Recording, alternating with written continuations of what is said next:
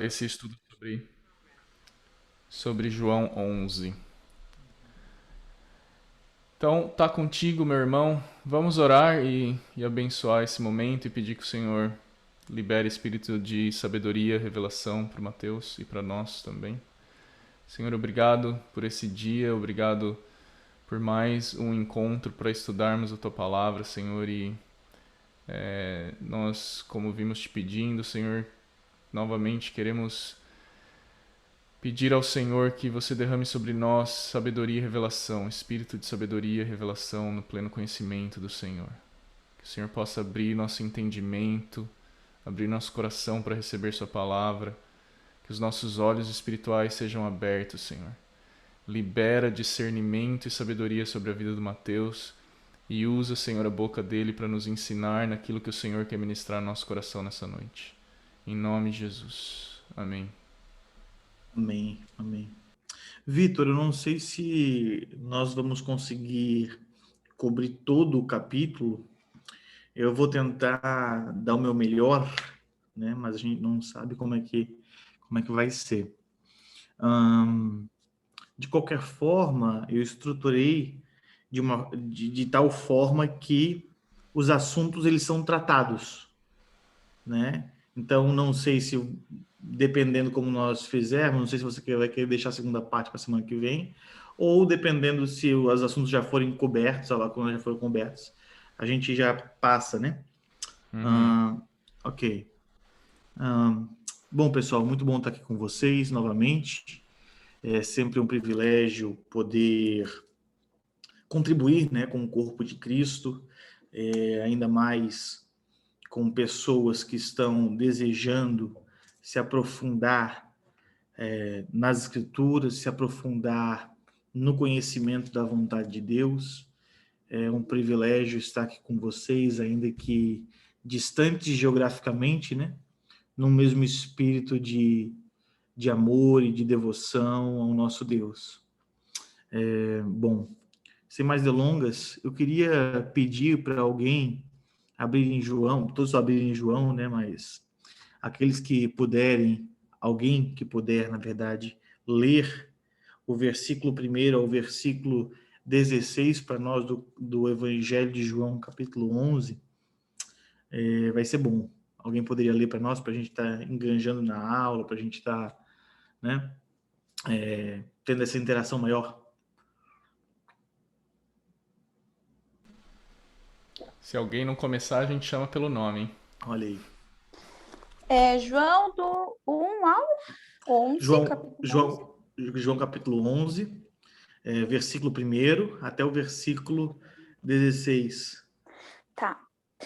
A ressurreição de Lázaro. Estava enfermo Lázaro de Betânia, da aldeia de Maria e de sua irmã Marta. Esta Maria, cujo irmão Lázaro estava enfermo, era a mesma que ungiu com bálsamo o Senhor e lhe enxugou os pés com seus cabelos. Mandaram, pois, as irmãs de Lázaro dizer a Jesus: Senhor, está enfermo aquele a quem amas. Ao receber a notícia, disse Jesus: Esta enfermidade não é para a morte, e sim para a glória de Deus, a fim de que o Filho de Deus seja por ela glorificado. Ora, amava Jesus a Marta e a sua irmã e a Lázaro. Quando, pois, soube que Lázaro estava doente, ainda se demorou 2 dias no lugar onde estava. Depois disse aos seus discípulos: Vamos outra vez para a Judéia. Disseram-lhe os discípulos: Mestre, ainda agora os judeus procuravam apedrejar-te e voltas para lá? Respondeu Jesus: Não são 12 as horas do dia? Se alguém andar de dia, não tropeça, porque vê a luz deste mundo. Mas se andar de noite, tropeça, porque nele não há luz. Isso dizia e depois lhes acrescentou: Nosso amigo Lázaro adormeceu, mas vou para despertá-lo. Disseram-lhe, pois, os discípulos: Senhor, se dorme, estará salvo. Jesus, porém, falara com respeito à morte de Lázaro, mas eles supunham que tivesse falado do repouso do sono. Então Jesus lhes disse claramente: Lázaro morreu, e por vossa causa me alegro de que lá não estivesse, para que possais crer, mas vamos ter com ele. Então Tomé, chamado Dídimo, disse aos condiscípulos: vamos também nós para morrermos com ele. Amém. Só queria dar as boas-vindas aí ao Jonas e a Liz que entraram, a Flor Bela. Amém. Sejam bem-vindos.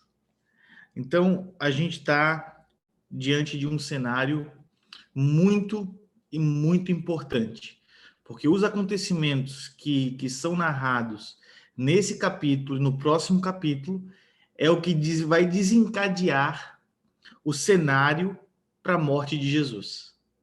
Né? Então, a gente já vem de uma construção, né, de um cenário que João tem proporcionado para trazer essa visão gloriosa de Cristo. Lembrando que dos evangelhos, João é o evangelho com a maior cristologia, ou com a cristologia mais elevada. Né? Em João, nós conseguimos ver a glória de Deus revelada em Cristo Jesus, cheio de graça e de verdade de João. Então, o Evangelho de João ele vai ter essa construção que o desfecho dele começa aqui no capítulo 11 e no capítulo 12. Né? Cada parte ela é fundamental.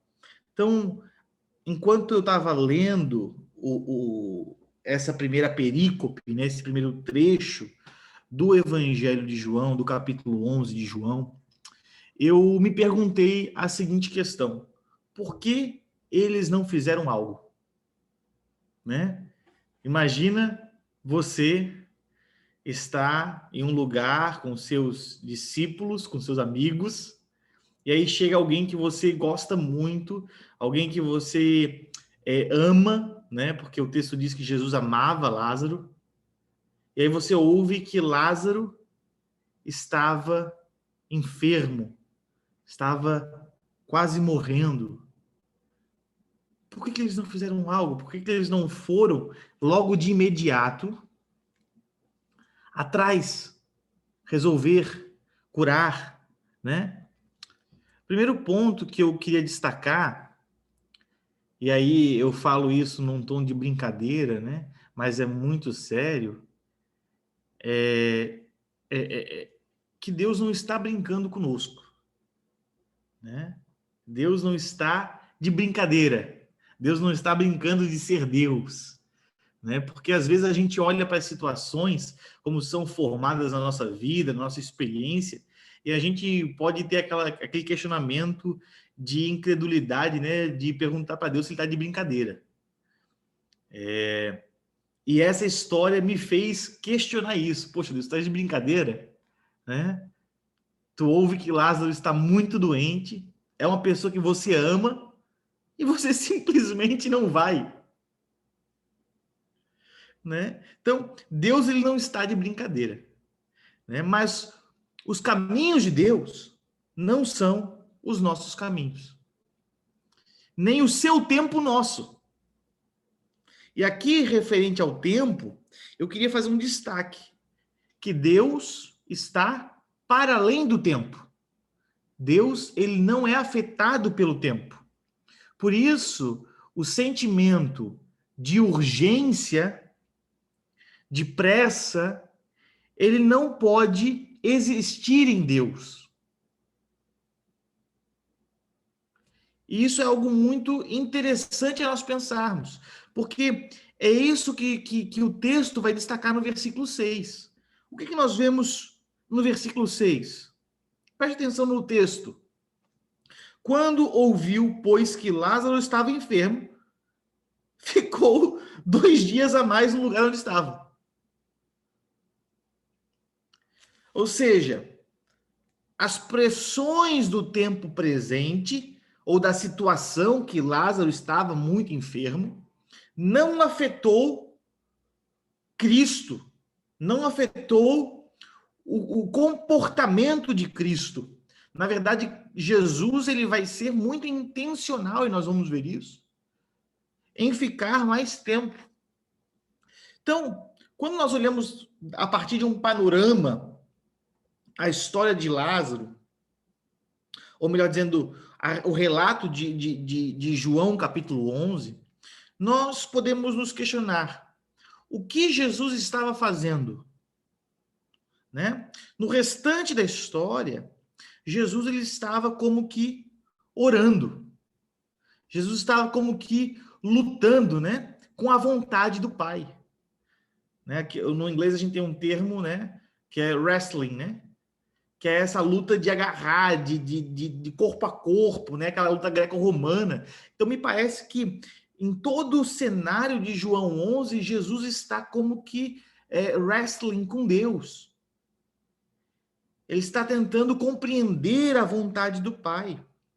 E aí, na progressão do texto, no versículo 8, nós vamos perceber que os discípulos eles estavam corretos. Na afirmação de mestre ou rabi, agora procuram os judeus apedrejar-te. E outra vez tu quer ir para lá? É isso que a gente acabou de ver no capítulo 10, como o Vitor bem explicou semana passada. Né? O que acontece? Qual é o cenário que é montado na região da Judéia contra Jesus? É o cenário de perseguição. É o cenário de nós iremos matá-lo. Então, os discípulos eles estavam corretos, porque Jesus estava para subir ou para ir a Betânia. E Betânia é um lugar que ficava a 2 milhas de Jerusalém. Ficava a 2 milhas de Jerusalém, ficava próximo de Jerusalém. Então, uma vez que Jesus estivesse lá, o que poderia acontecer? Eles poderiam fazer um cerco, eles poderiam ir apedrejar Jesus, como já tentaram muitas vezes. Então, a preocupação dos discípulos, ela é genuína e é verdadeira. Olha, tu queres ir para lá outra vez? Então, nós precisamos entender algo que eu julgo ser fundamental para o texto. Que apesar de que Lázaro é um dos principais personagens dessa história, a história não é simplesmente sobre Lázaro. Né? Vai contar, vai narrar o acontecimento da vida de Lázaro, mas o foco central da passagem não é Lázaro. Quem é? O foco central do capítulo é sobre quem? Sobre Jesus. Então, eu quero que você entenda e perceba a revelação de Jesus que está sendo construída no Evangelho, porque a gente tem visto essa revelação, né, progressiva, como o Vitor falou semana passada, essa revelação contínua de quem Cristo é, ou melhor dizendo, de quem Deus é, revelado na pessoa de Jesus. Então, João 11, ela se constitui como parte central do Evangelho de João. Porque até aqui, dos sinais que Jesus fez, esse vai ser o maior. Até aqui. Então, o capítulo ele inicia com os discípulos alertando Jesus para não retomar a Judéia. E termina lá, a partir do versículo 50, lá no versículo 50, perdão, com o sumo sacerdote declarando que alguém deveria morrer pelo povo. Olha que interessante. Então, ele começa com os discípulos alertando Jesus para ele não ir para a Judéia. E ele vai concluir o capítulo com o sumo sacerdote declarando e, na verdade, profetizando que alguém deveria morrer pelo povo. E nós percebemos ainda que quando Jesus agradece ao Pai, nos versículos 41 e 42, na verdade, nós nós podemos entender, ou na verdade eu concluo, e aí isso é um achismo meu, você pode concordar ou discordar, eu entendo, eu vejo, eu especulo que Jesus faz essa oração, ou essas orações de agradecimento, nesses 2 dias que ele fica. No deserto, no outro lado do Jordão. Então, nesses 2 dias que Jesus está ali para ir encontrar Lázaro, eu penso que foi ali, nesse momento, que Jesus faz essas orações. Ele orava por Lázaro, mas também ele orava por sabedoria, ele orava por orientação quanto aos seus planos, ou os planos de Deus, e os movimentos de Deus, que Deus tinha reservado para ele. E aqui nós temos que perceber que, de alguma forma, essa oração por Lázaro e essa oração por sabedoria e orientação, elas estavam ligadas.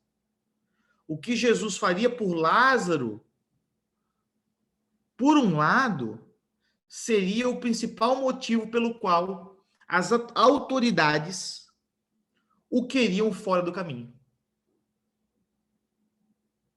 Então, olha que interessante. O que Jesus vai fazer por Lázaro vai ser o que vai ativar uma série de acontecimentos que vai culminar nas autoridades judaicas, nas autoridades sacerdotais, dizendo: nós temos que nos livrar desse cara. E é interessante porque, se esse é o gatilho para as autoridades em Jerusalém,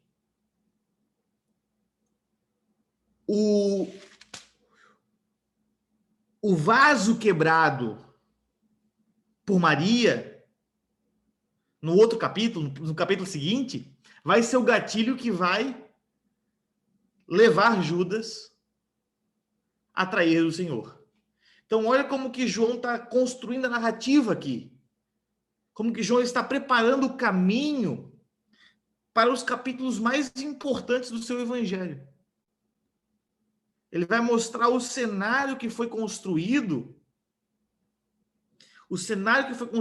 para a morte de Jesus. E tudo isso vai começar, ou vai ser o estopim, porque não começa aqui, mas é o estopim.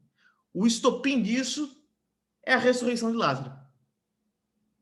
A partir da ressurreição, uma série de eventos começa a acontecer. Então, o gatilho para as autoridades se levantarem e quererem Jesus fora do caminho. E a gente pode ver isso no versículo 45 ao 53. É a cura de Lázaro. Então, se por um lado, Lázaro vai ser um gatilho, por outro lado, até aqui, como eu falei, esse é o sinal mais poderoso dentro da sequência dos sinais do Evangelho. Então, o tempo de espera, esses 2 dias, ele era vital. Jesus, ele precisava estar em oração, explorando, conhecendo, se conectando em intimidade com o Pai. E só então ele agiu e agiria. E ele age de forma diferente que Marta e Maria desejavam. E isso tem uma aplicação para as nossas vidas muito profunda. Por quê? Porque quantas vezes nós já fomos surpreendidos pelo silêncio de Deus? Quantas vezes nós já oramos, buscamos, clamamos, jejuamos e fizemos campanhas e campanhas, né, para buscar a resposta de Deus, e Deus age em silêncio. E quando Deus age, ele não faz absolutamente nada como nós havíamos planejado. Ele não age da mesma forma como nós pensamos, como nós queríamos. Deus, ele é esse mestre de frustrar as nossas expectativas para alinhar o nosso coração. Né? Então, nós chegamos então em Betânia. Betânia, uma cidade que ficava a 2 milhas de Jerusalém, chamada Casa do Pobre. Betânia, Bet-Ania, significa literalmente Casa do Pobre. Existem algumas evidências históricas, Vitor, que indicam que esse lugar era um lugar onde os pobres, os doentes e os necessitados, eles iam para serem cuidados. Era um lugar de cuidado de pobre, doente e necessitado. Era esse lugar que Lázaro estava. Então, esse milagre da ressurreição ter sido efetuado nessa cidade, que era a casa do pobre, era, na verdade, um testemunho das promessas do reino. Porque dentro das promessas do reino, o Senhor fala sobre os pobres, sobre o cuidado que tem os pobres, com os pobres. Então, Jesus vai até lá e efetua um milagre para mostrar o poder do reino que vem. Ele vai até lá e ele mostra como que, pelo meio do que todas as coisas seriam colocadas em ordem.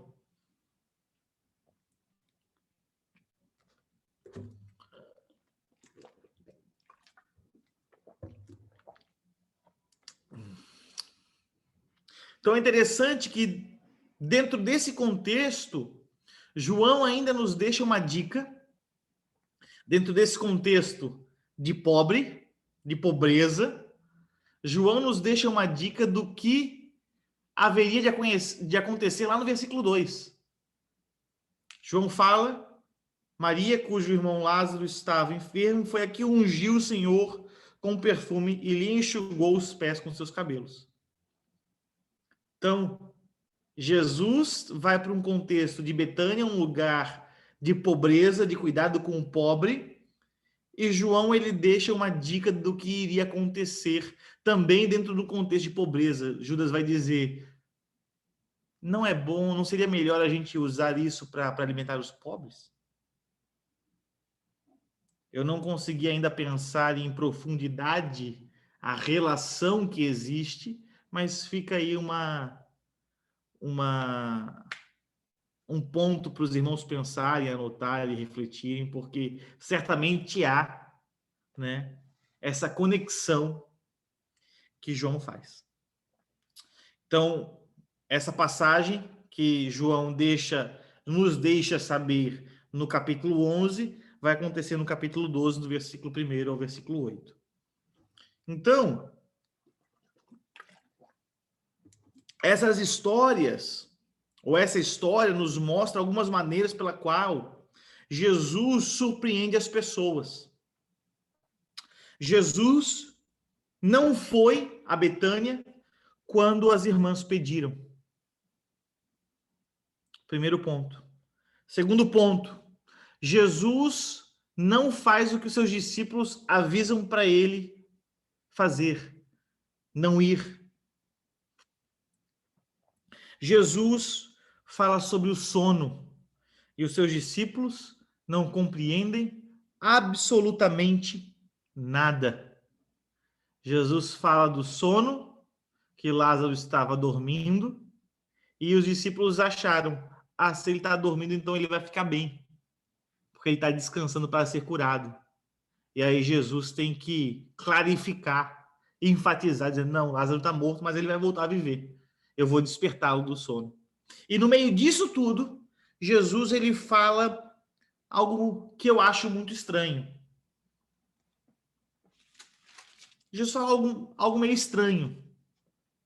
Não são 12 horas do dia? Jesus pergunta. O que anda de dia não tropeça, porque vê a luz deste mundo. Porém, O que anda de noite tropeça, porque não há luz nele. O que ele quer dizer com isso? Eu acho que esse é um dos pontos mais altos dessa perícope. O que ele quer dizer com isso? Ou como que Jesus desafia os seus discípulos a olharem por toda a situação com base nessa fala?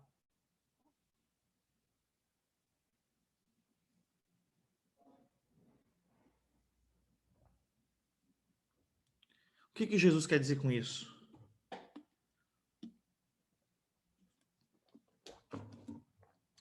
Alguém quer compartilhar o que pensa?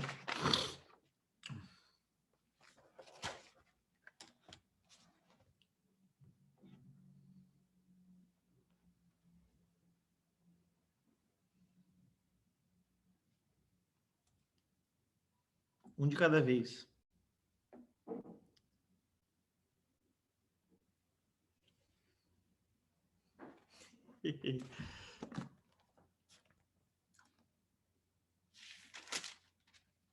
Pastor, pode repetir qual é que era a pergunta?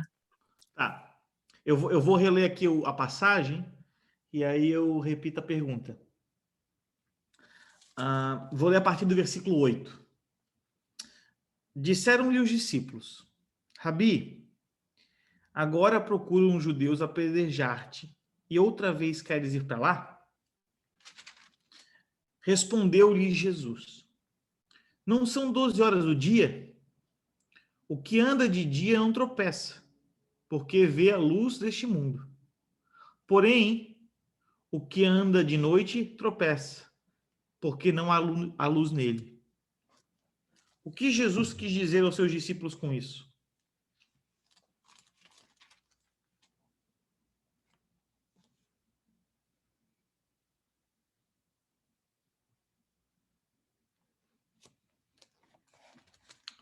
Eu quero ler um outro versículo, que também se encontra no Evangelho de João, mas que talvez possa nos oferecer um caminho para nós entendermos o que Jesus está dizendo aqui.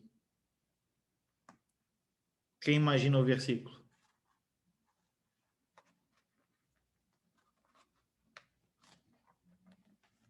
João capítulo 1.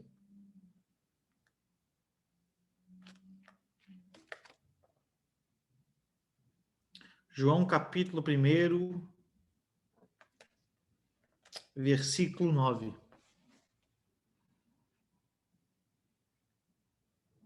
Quem encontrou pode ler para a gente?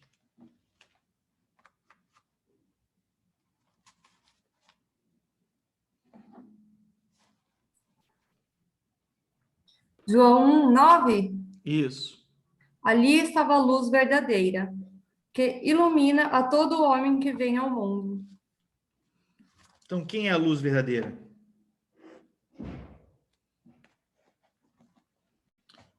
Eu acho que esse versículo pode nos dar uma clareza sobre aquilo que Jesus parece dizer, né?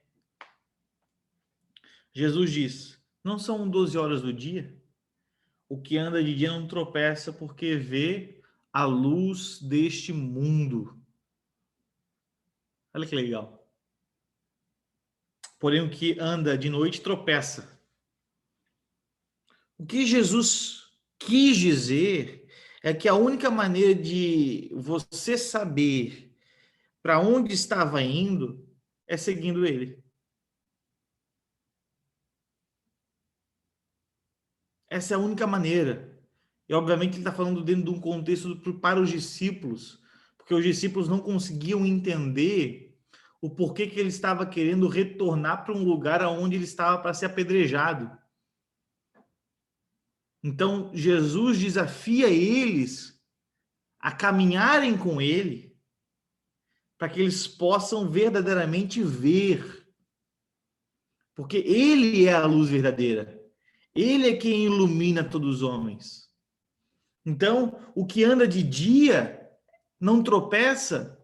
Quem anda com Jesus não tropeça porque tem a sua vista, os seus olhos iluminados. Se vocês desejarem me seguir, vocês compreenderão. Vocês entenderão. Vocês terão visão. Mas se vocês não desejarem me seguir, vocês permanecerão em trevas. Então Jesus, ele sempre, me parece que Jesus, ele sempre faz esse desafio. Ele sempre desafia os seus discípulos a saírem desse lugar onde eles estão e questiona as motivações mais profundas dele. E aí Jesus continua, ele falou: dito isso, depois lhes disse: nosso amigo Lázaro está dormindo, mas eu vou despertá-lo. Então disseram seus discípulos: Senhor, se estiver dormindo, ficará curado. Se o problema dele é sono, deixa ele dormir. Ele vai recuperar. Jesus disse-lhes abertamente: Lázaro morreu. Aí olha a alegria do Senhor. Alegro-me por vós, por não haver estado ali, para que creais, porque vamos até ele. E aqui é interessante nós destacarmos uma percepção que os judeus eles têm. O judeu, ele acredita que até 3 dias é o tempo da ressurreição. Porque o judeu acredita que uma vez que a pessoa morre, o processo da alma de deixar o corpo são 3 dias. Isso é uma crendice judaica. Ok? Não estou dizendo que é certo. Então, o judeu ele acreditava que até 3 dias a pessoa poderia voltar a viver. Então, nós entendemos o porquê que Jesus espera, depois que ele recebe a notícia, mais 2 dias. Para que esse tempo de 3 dias passasse e não tivesse dúvida de que, como ele disse, eu sou a ressurreição e a vida. Quem crê em mim, ainda que morto, viverá. Então, olha como essa história ela vai se encaixando para revelar quem Jesus é.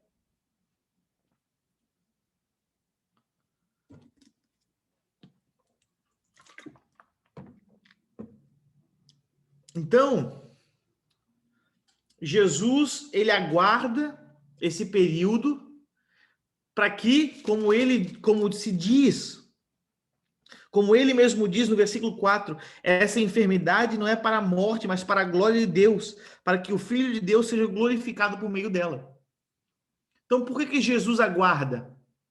Ele aguarda para que a glória de Deus fosse revelada, para que não houvesse dúvida de que Yahweh, Yahvé, Adonai estava retornando para Israel. Deus estava retornando para o seu povo. E ele é aquele que vivifica os mortos. E aqui, eu quero já encaminhar para o fim,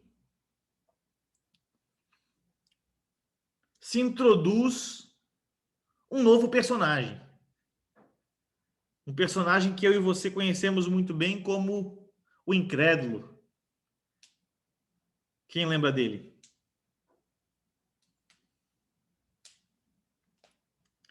Tomé, chamado Dídimo, disse a seus codiscípulos: vamos também nós, para que morramos com ele.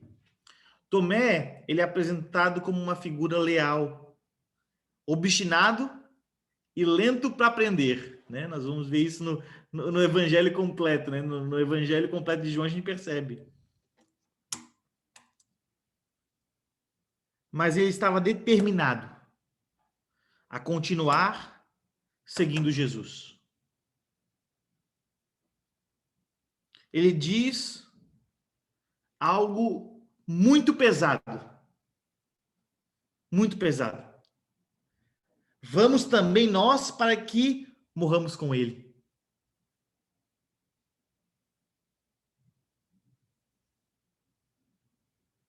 Que disposição de um discípulo.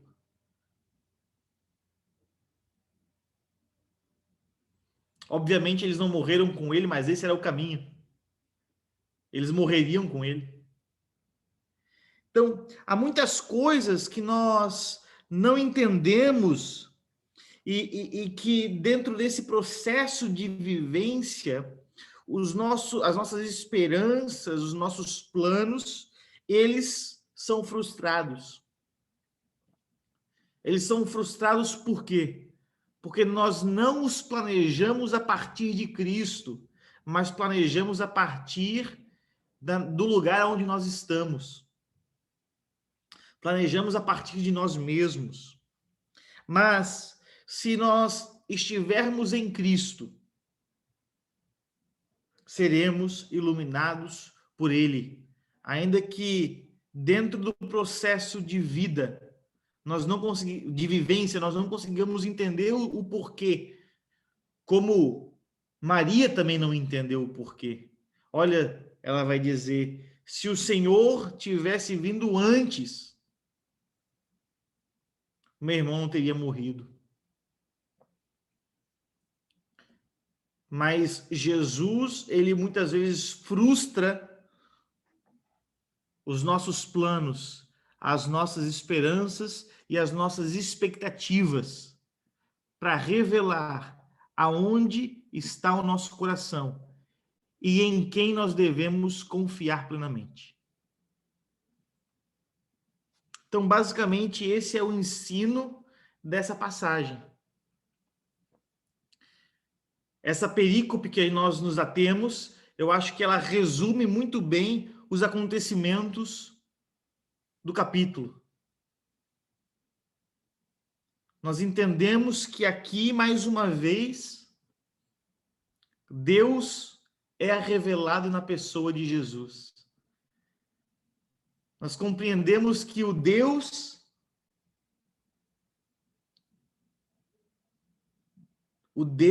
que prometeu retornar do exílio, está agora operando. E ainda que os ossos estejam secos, o corpo já não tem mais vida. Ele é aquele que traz de volta a vida. Ele é o Deus que faz os mortos reviverem, porque ele não é Deus de mortos, mas de vivos.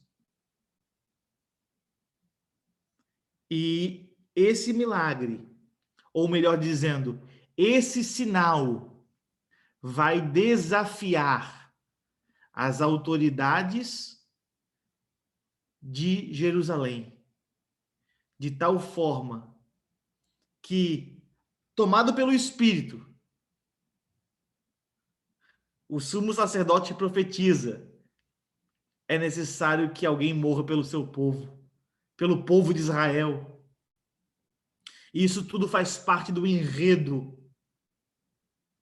que João está construindo para revelar de como que Deus, em carne, na pessoa de Jesus, está refazendo todas as coisas.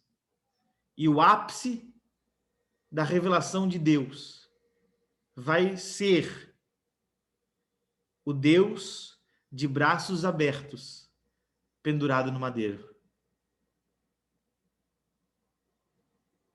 Esse Deus que não fica no madeiro, mas ressuscita e começa a recriar todas as coisas. Está nos chamando agora para nós confiarmos plenamente em Cristo e sermos por Cristo iluminados. Sermos por Cristo moldados. E não nos desesperarmos quando as coisas que nós planejamos não saem conforme nós havíamos desejado. Amém? Vitor? Uau, amém, muito bom. Muito bom, muito obrigado, Mateus. E vamos abrir para que as pessoas possam comentar e fazer pergunta. Eu tenho uma pergunta, na verdade, só para deixar, talvez deixar bem explícito e claro, quando Tomé fala, vamos nós também para morrer com ele, e aí você falou que Tomé estava disposto a ir e morrer, a seguir Jesus e morrer. Ele não estava então se referindo a Lázaro, certo? Não. Mas ele estava se referindo a Jesus, certo? É isso mesmo? Isso. Então, Porque muito bem. porque a gente tem que lembrar, né, que os discípulos haviam dito em João Exato, 11:8 que se Jesus fosse, ele morreria, exato. né? E aí Jesus ele introduz essa questão que a gente falou que é muito estranha, né, da luz do dia, quem tá na luz, quem tá nas trevas. Aham. E Então como se Tomé dissesse, então se é isso, se tu és a luz que traz clareza para todas as coisas e tu quer ir para a cidade, que nós sabemos que as pessoas vão te perseguir, vão querer te matar, então vamos com você, morrer com você. uau, isso é maravilhoso de perceber e dar atenção a esse pedaço do texto, porque normalmente a gente lembra bastante da iniciativa de Pedro dizer, né, Senhor, eu tô pronto para morrer, né? E aí o Senhor fala para ele, você vai ainda hoje me negar 3 vezes. E não só Pedro, mas Tomé também, então, antes mesmo de Pedro, expressa essa predisposição na carne de morrer com Cristo. E aí a gente vai ver que assim como Pedro e todos os outros discípulos, Tomé fugiu, né? Deu linha na pipa quando Jesus foi preso. Pedro ainda foi um pouco mais corajoso, mas foi obrigado a negar Jesus 3 vezes. Mas todos eles, então, isso mostra que havia uma predisposição, só que era uma predisposição na carne, de morrer por Jesus e com Jesus. E nenhum deles morreu por Jesus e com Jesus naquele momento, mas como Mateus falou, a gente vai ver que depois que eles foram cheios do Espírito Santo, todos eles, talvez com exceção de João, mas todos os apóstolos morreram como mártires pelo nome do Senhor, né? Então, naquele momento, no ímpeto da carne, ele estava predisposto, mas assim como Pedro, ele também fugiu na hora que o negócio pegou. Então é interessante notar isso no texto, porque às vezes a gente acha que Tomé está falando aqui, ué, o que será que ele entendeu? Está falando que vai lá para morrer junto com Lázaro? Não é isso, ele está falando que ele vai lá, então vamos com Cristo e vamos morrer com ele, como Mateus referenciou no versículo 8. Muito bom.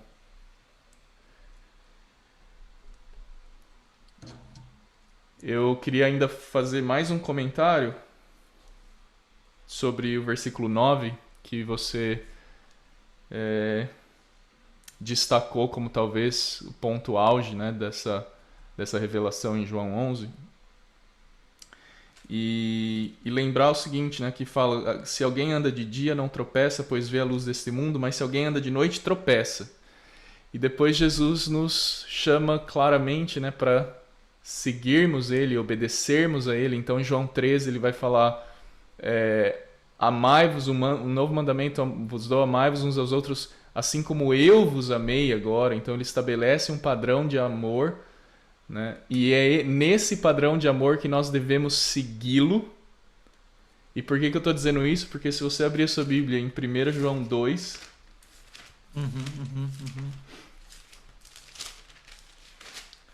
1 João 2, versículo 10, ele vai dizer, aquele que ama o seu irmão permanece na luz e nele não há tropeço. Jesus disse o quê? Aquele que anda na luz não tropeça. Mas aquele que odeia seu irmão está nas trevas. Aquele que anda de noite tropeça. Então aquele que odeia o seu irmão está nas trevas, não sabe por onde vai, porque ele não segue a luz, e por isso as trevas lhe cegaram os olhos. Então, é interessante fazer essa correlação de o que significa andar na luz, andar de dia, seguir Jesus. E a gente pode resumir esse seguir ao Senhor com amar o seu irmão. Jesus disse o quê? Toda a lei e os profetas se resumem em amar o Senhor teu Deus de todo o seu coração e amar o próximo. A lei e os profetas se resumem nisso. Então, a gente só pode andar na luz se a gente amar o nosso irmão como Jesus amou. Não como a cultura diz que nós devemos amar, não como o amor que o mundo prega, mas o amor que Jesus ensinou em João 13, que é o amor que dá vida pelo próximo. Uau, quanta coisa interessante. Quem quiser fazer pergunta, comentar alguma coisa, esse é o momento para isso. Tô vendo a Flor Bela lá, virando para cá e para lá, examinando as escrituras, isso é muito bom. Você pode repetir qual era a passagem? 1 João? 1 João 2, versículos 10 e 11. Ah, tá. Ok, eu não tinha apanhado aqui. Essa passagem que você referiu aqui realmente está bastante relacionada com a passagem de João 11, né? Do 11:9. Exato, quando Jesus fala: se alguém andar de dia, não tropeça, porque vê a luz do mundo, mas se anda de noite, tropeça, pois nele não há luz. Isso. Então é legal quando a gente sobrepõe esses dois textos, fica bem claro. Muito bom. Uau, Alfredo, alguma contribuição?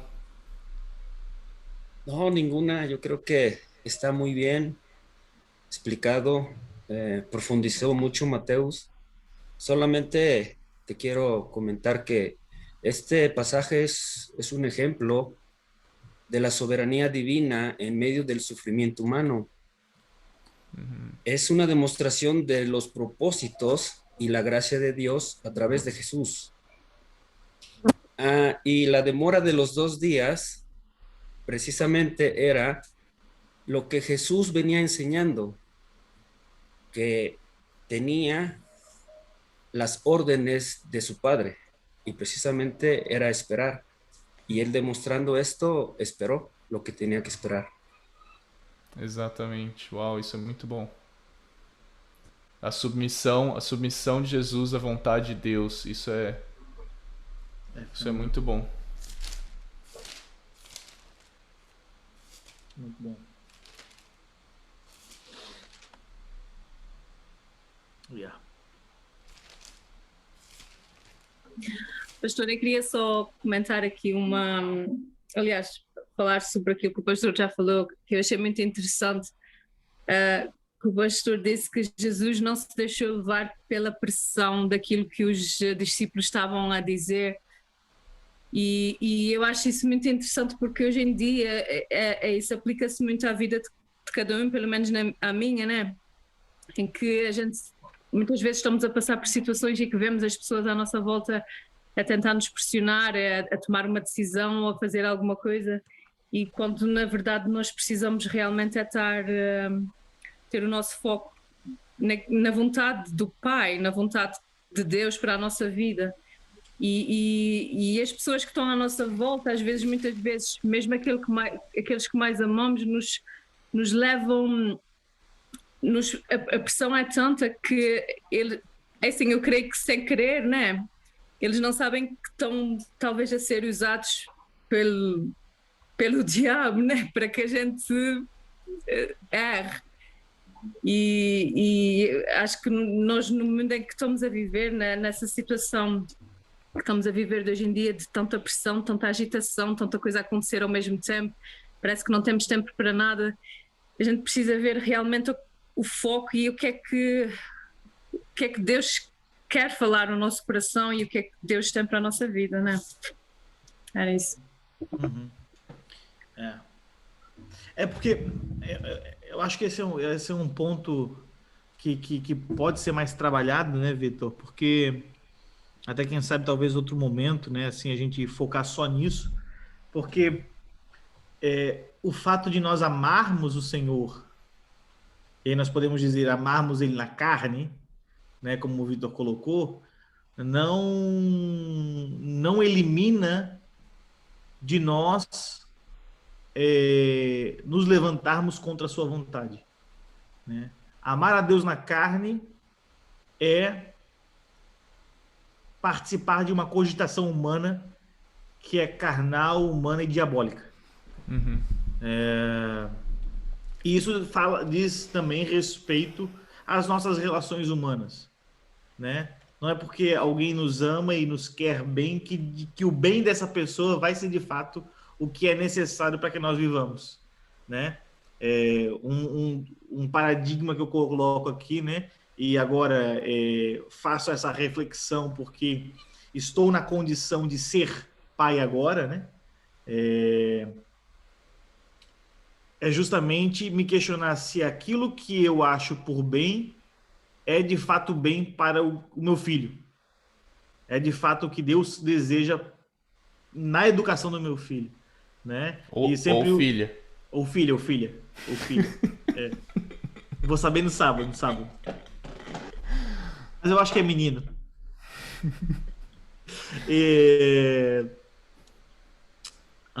Porque... Desculpa, cortei a linha de não. raciocínio.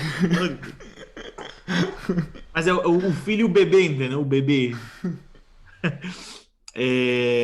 Mas eu digo isso porque quando eu digo isso, eu penso em João Batista, né? Que os seus pais tiveram que fazer uma escolha por ele. Uhum. E levá-lo para o deserto, né? Uhum. Alguns estimam que João passa 18 anos no deserto. Uhum. Então, se isso for verdade, João foi para o deserto com 12 anos. Sai da riqueza, por assim dizer, de Jerusalém, do conforto de Jerusalém, e é levado para um deserto para ser educado por 12 anos para aprender a ouvir a voz de Deus, para que ele pudesse tornar uma voz, né? A voz do que clama. Então eu fico pensando assim, nesse posicionamento que nós temos que ter, e muitas vezes esse posicionamento ele é contrário ao que a cultura diz que é bem, ou até mesmo o que eu quero que seja, né? E aí o Vitor tem muito mais prioridade para falar do que eu. É uma decisão escandalosa essa, né? Mas é incrível esse ponto e o comentário da Flor Bela, porque me fez lembrar que quando a gente estudou João 5, quando Jesus chega na piscina de Betesda e tem aquele cenário ali onde ele cura o homem que há 38 anos era doente e não andava. E a pergunta que ficou naquele momento do estudo de João 5 mas espera aí, se era um lugar onde o texto descreve como que havia uma multidão de doentes, por que Jesus entra ali, cura uma pessoa e sai? Né? Então, o que ele queria com isso? Então, assim como nesse texto em que ele espera, porque ele não se move pela demanda, pela urgência, como Mateus falou, ele não é afetado pelo tempo e pela urgência humana, né? Mas ele é, então, eu até anotei aqui, as pressões do tempo presente não afetam o comportamento do Messias, assim como as pressões das circunstâncias em João 5, onde existia uma multidão de doentes para serem curados, também não afetaram o comportamento de Cristo. Então, Deus e o seu Messias, eles não são impulsionados pelas nossas demandas, pelo nosso critério de urgência, pelo que nós compreendemos como certo, errado, bom ou não para nós, né? Para aquele momento. Então, é incrível pensarmos nisso quando olhamos para essas circunstâncias, como a Flor Bela estava falando, e lembrarmos e sempre reforçarmos disso. Então, assim como Cristo, nós precisamos aprender a posicionarmos nossas vidas de um jeito que a gente também, pelo Espírito, possamos viver sem sermos pressionados pelas demandas desse mundo, pelas pressões do tempo, pelas pressões do momento atual, né? E é interessante, né, que quando que estar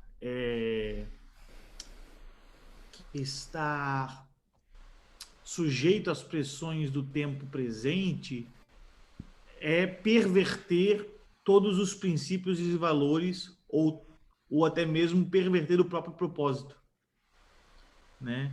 Quando eu sucumbo a essa pressão, eu já não mais me guio pelo propósito, mas pela necessidade do tempo ou pela urgência do tempo presente. É. Uau, muito bom, muito bom. Mais alguém quer comentar ou perguntar alguma coisa?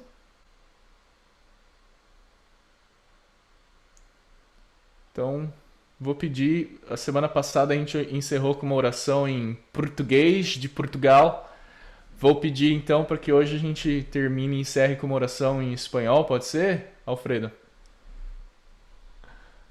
Graças a Deus. Da próxima semana a gente vai ter que ver alguém aí para orar em italiano, em francês. Muchas gracias te damos, Dios Padre Todopoderoso, por tener estos tiempos de convivencia, de reunión, de aprendizaje, Señor. Te damos muchas gracias por la vida de Víctor, por todos los del panel, Señor. Doy gracias por la vida de Mateus, que hoy pudiste usar tremendamente, Señor, para seguirnos edificando. Yo oro por el país de Brasil, por Canadá, por México, Señor, para que tú bendigas las vidas de cada uno de los que estamos en tu camino, que podemos llevar el Evangelio a todas esas personas. Te doy muchas gracias, Padre, y bendícelos abundante y ricamente. En el nombre de Jesús, amén y amén. Amém. Obrigado, pastor Alfredo. Obrigado, pastor Mateus Lapa. Obrigado pelo pessoal que se juntou a nós aqui do Canadá, do México. Muito bem. Foi um prazer estar com vocês. Então, eu acho que para nossa próxima quinta-feira merece, eu acho que o capítulo 11 merece um segundo dia para continuarmos aqui, que tem bastante coisa para a gente aprender do que aconteceu com Marta e Maria, qual foi a diferença da reação delas, e o que a ressurreição de Lázaro causou, tanto nele quanto na comunidade onde ele vivia. Então nós vamos continuar tratando do capítulo 11 na próxima aula. Aí eu vou ver com o Mateus se ele continua ou se a gente reveza.